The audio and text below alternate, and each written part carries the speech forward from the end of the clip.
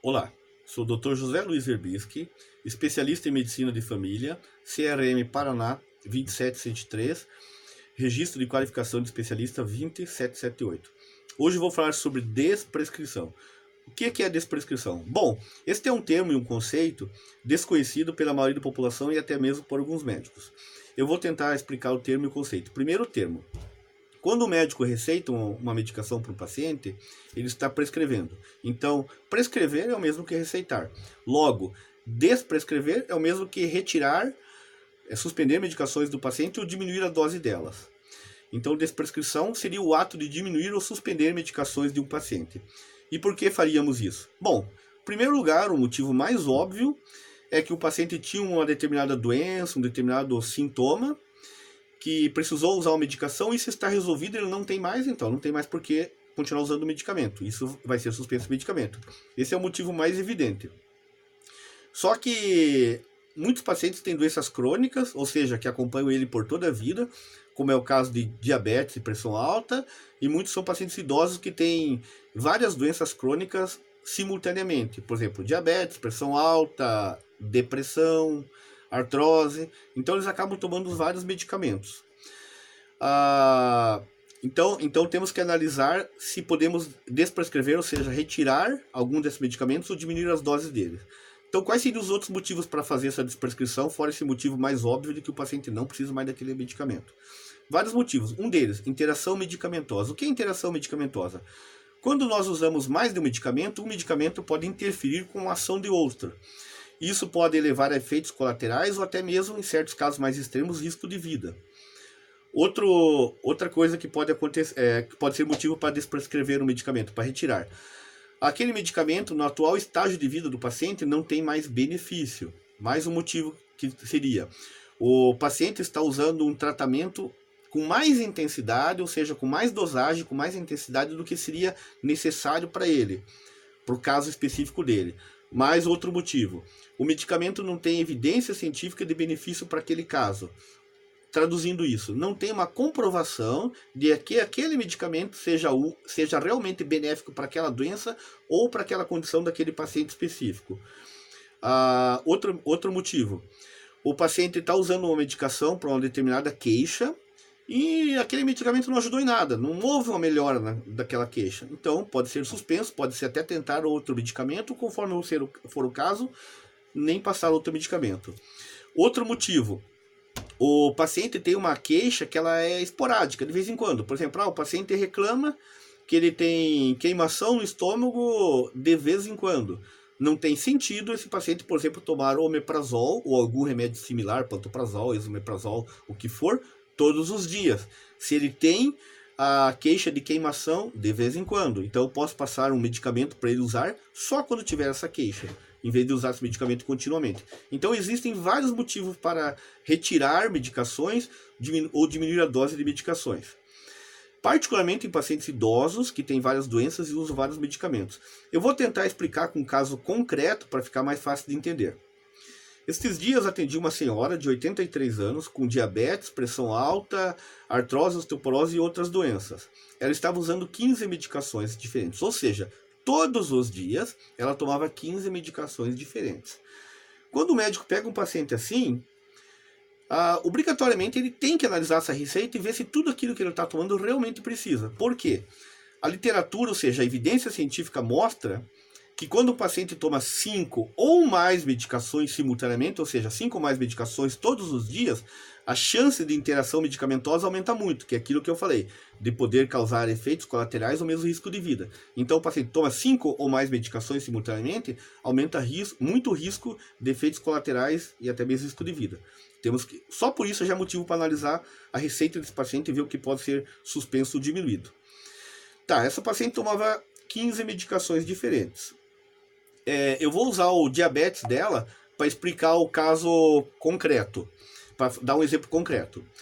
Quando nós temos um paciente com diabetes, se ele for jovem, por exemplo, 40 e poucos anos, e ele tem diabetes, normalmente nós vamos analisar 2 parâmetros laboratoriais para ver se o diabetes dele está bem controlado. Um é a glicemia de jejum, a glicose em jejum, e o outro é a HbA1c. Vou tentar explicar de maneira resumida. A glicose, a glicemia de jejum, ele nos diz quanto que estava o açúcar no sangue daquele paciente naquele momento que ele fez o exame. Por exemplo, estava 100, por exemplo. Então, naquele momento que o paciente fez o exame, o açúcar no sangue estava 100. Se ele tem diabetes, eu posso considerar isso um controle satisfatório para o paciente que já tem diabetes. Só que só naquele momento, pode ser que em outros momentos esteja muito mais alto, 200, 300, não vou ter como saber. A glicemia de jejum é como se fosse uma foto daquele momento. O HbA1c, ele nos mostra como estava a média do açúcar no sangue nos últimos 3 meses. Então, enquanto a glicemia de jejum é uma foto, o HbA1c é como se fosse um filme, nos mostra muito mais, nos dá uma ideia muito melhor do controle do açúcar no sangue desse paciente. Os dois exames são importantes, mas acaba que o parâmetro principal acaba sendo o HbA1c. Ele vai nos dar uma boa ideia do controle, mas os dois são importantes. Então, para um paciente relativamente jovem, vamos dizer 40, 45 anos, HbA1c até 7%, glicemia de jejum até 100. Quando um paciente tem uma idade mais avançada, essa senhora tinha 83 anos, a literatura nos mostra que é perfeitamente aceitável, que é considerado um controle satisfatório, entre 7,5% e 8,5%. Isso deve ser analisado a questão da idade e de outras comorbidades, ou seja, outras doenças que o paciente tenha concomitantemente, e como estão o controle dessas outras doenças, como é a expectativa de vida do paciente, são vários fatores que se levam em conta. Como essa paciente, nesse caso, tem 83 anos e tinha várias outras doenças, eu cheguei à conclusão que para ela seria um controle bem adequado entre 8% e 8,5%.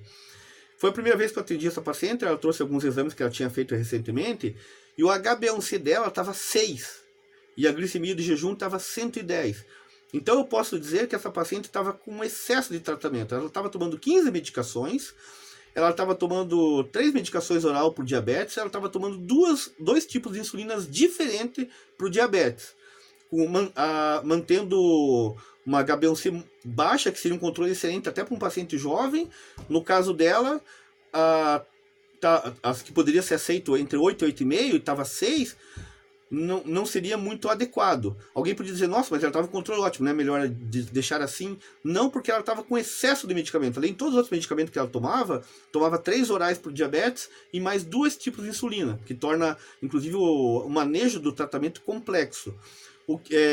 Como seria aceitável até 8, 8,5, conversei com ela, com a filha que estava acompanhando, expliquei o conceito de prescrição, expliquei que poderia, por vários motivos, ser aceito um HbA1c entre 8 e 8,5 e que poderíamos diminuir o medicamento do diabetes dela. O que eu fiz? Eu suspendi uma das insulinas dela, ela usava insulina NPH irregular, eu suspendi a regular. A NPH, que ela tomava de manhã e de noite, eu deixei só à noite.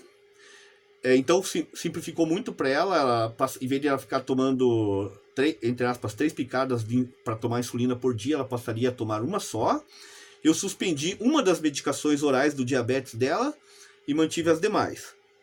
Aí eu orientei que a gente vai ter que monitorar ela, fazer uma nova glicemia de jejum no futuro breve, fazer um novo HbA1c em 3 meses, porque como esse exame reflete a média dos últimos 3 meses, logo quando você altera o tratamento, pode demorar até 3 meses para estabilizar adequadamente. A pressão dela também estava num nível que para a idade dela poderia ser diminuída a medicação, então eu também diminuí a medicação da pressão dela, e vi algumas outras medicações que eu poderia diminuir. Então, ela saiu daquela consulta com 9 medicações, né? Eu tirei uma insulina, mais uma medicação oral do diabetes dela, e tirei mais algumas outras medicações que não teriam um grande benefício para o caso concreto dela. Então, ela saiu dali com 9 medicações. Estava com 15 e saiu com 9. Sem que isso signifique qualquer risco para a saúde dela, muito pelo contrário. Tudo embasado em evidências científicas. E até orientei que no futuro breve, talvez mais uma das medicações a gente possa analisar se vale a pena manter ou retirar dela. Então, desprescrição basicamente seria isso. Seria o ato de diminuir medicações baseado em evidências científicas, ou seja, você tem motivos técnicos para tal, visando melhor qualidade de vida para o paciente, menos risco de interação medicamentosa, e simplificar o tratamento do paciente. Isso pode ser feito com paciente de qualquer idade, mas isso é muito mais crítico e mais importante em pacientes idosos, que normalmente têm várias doenças concomitantes e tomam muitos medicamentos. E isso leva a risco, e muitas vezes o simples fato de você começar a diminuir medicações, ter parâmetros menos restritos, por exemplo, para controle de diabetes e para hipertensão, de acordo com as evidências científicas, você melhora a qualidade de vida, às vezes até esse paciente começa a se sentir melhor porque ele estava tomando um excesso de medicação. E às vezes tem até benefícios secundários a isso, por exemplo, muitas vezes isso diminui o custo de tratamento desse paciente, que também acaba sendo benefício, porque muitas vezes o paciente gasta uma grande parte de sua renda com medicações. Mas o que eu quero deixar fundamental no final é que entenda-se que a desprescrição não é simplesmente retirar medicamentos do paciente, é retirar medicamentos de um paciente após analisar as doenças que ele tem, analisar o quadro clínico dele e ver o que você pode tirar que ou não vai trazer prejuízo ao paciente ou até mesmo vai trazer benefício a ele. Espero que esse vídeo tenha sido útil. Aguardo vocês no próximo vídeo.